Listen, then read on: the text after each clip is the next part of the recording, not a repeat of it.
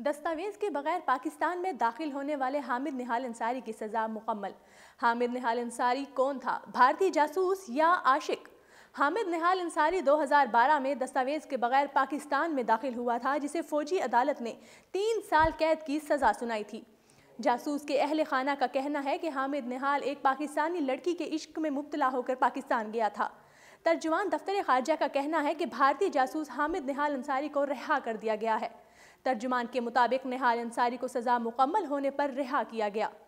حامد کو واپس بھارت بھجوایا جائے گا۔ اسے ریاست مخالف سرگرمیوں اور جعل سازی پر گرفتار کیا گیا تھا۔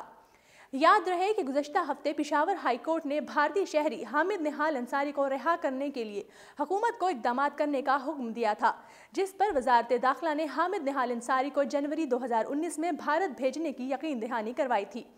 پشاور ہائی کورٹ میں جسٹس روح الامین اور جسٹس کلندر علی خان پر مشتمل 2 رکنی بینچ کے سامنے بھارتی جاسوس حامد نہال انصاری کی درخواست کی سماعت ہوئی۔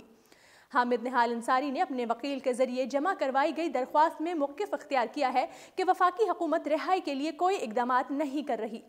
وکیل نے کہا ہے کہ ان کے موکل کی سزا 15 دسمبر کو ختم ہو رہی ہے اور انہیں 16 دسمبر کو رہا کیا جانا چاہیے۔ جسٹس روح الامین نے سوال کیا کہ حامد نہال انصاری کی سزا کے خاتمے پر اس کی رہائی کے لیے کیا اقدامات کیے گئے ہیں؟ سزا مکمل ہونے کے بعد کیسے آپ کسی کو جیل میں رکھ سکتے ہیں؟ جس پر وزارت داخلہ کے وکیل نے عدالت کو بتایا کہ بھارت کے ساتھ پاکستان کا معاہدہ ہے اور ہم رہائی کے 1 ماہ تک قیدی اپنے پاس رکھ سکتے ہیں۔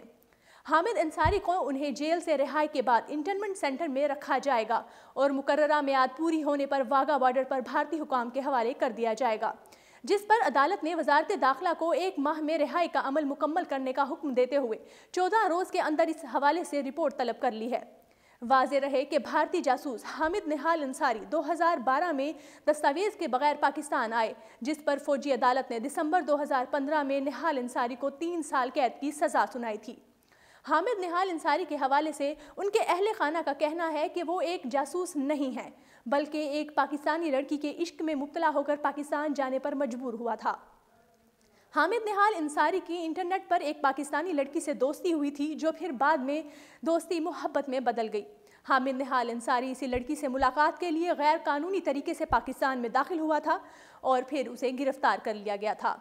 33 سالہ حامد نہال انصاری 12 نومبر 2012 کو افغانستان کے راستی جعلی شناختی کارڈ پر پاکستان آیا تھا۔ یہ شناختی کارڈ اس کی خیبر ایجنسی کے علاقے کرک میں مقیم فیس بک فرینڈز نے بھجوایا تھا۔ وہ 2 دن کرک میں ہی قیام پذیر رہا، جہاں اسے پاکستانی انٹیلی جنس افسران نے گرفتار کر لیا تھا۔ جی ناظرین، اردو پوائنٹ کا انتخاب کرنے کا شکریہ۔